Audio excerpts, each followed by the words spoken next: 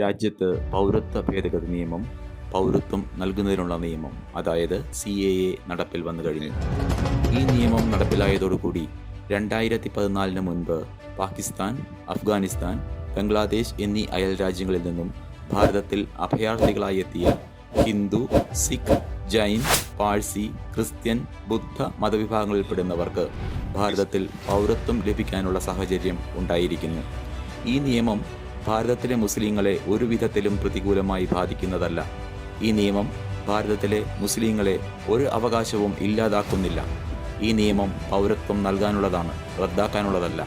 അതുകൊണ്ട് ആരെങ്കിലും നടത്തുന്ന ഊഹാപോഹങ്ങൾക്കും രാഷ്ട്രീയ മുതലെടുപ്പിനായി നടത്തുന്ന തെറ്റായ പ്രചാരണങ്ങൾക്കും നിങ്ങൾ ചെവി കൊടുക്കേണ്ടതില്ല.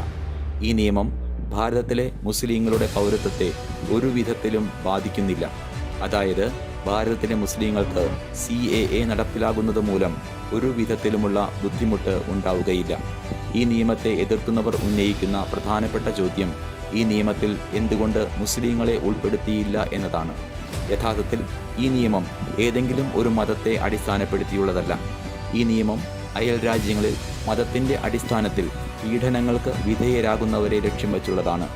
അത്തരം ആളുകളുടെ പ്രശ്നങ്ങൾ ഭാരതത്തിൽ അവർക്ക് പൗരത്വം നൽകുന്നതിലൂടെ പരിഹരിക്കുക എന്ന ലക്ഷ്യത്തോടെയാണ് ഈ നിയമം നടപ്പിലാക്കുന്നത്.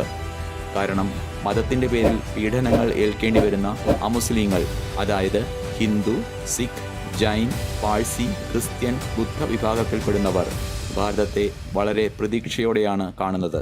മുസ്ലിങ്ങൾക്ക് ലോകത്തിൽ 55-ൽ അധികം രാജ്യങ്ങളിൽ പൗരത്വം ലഭിക്കാനുള്ള സാധ്യതയുണ്ട്.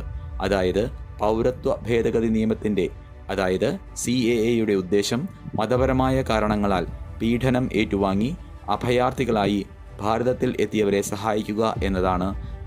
ഈ നിയമം പൗരത്വം നൽകുന്നതിനാണ്, ആരുടെയും പൗരത്വം ഇല്ലാതാക്കുന്നതിനല്ല. ദയവായി ഊഹാപോഹങ്ങളിൽ വീഴാതിരിക്കുക.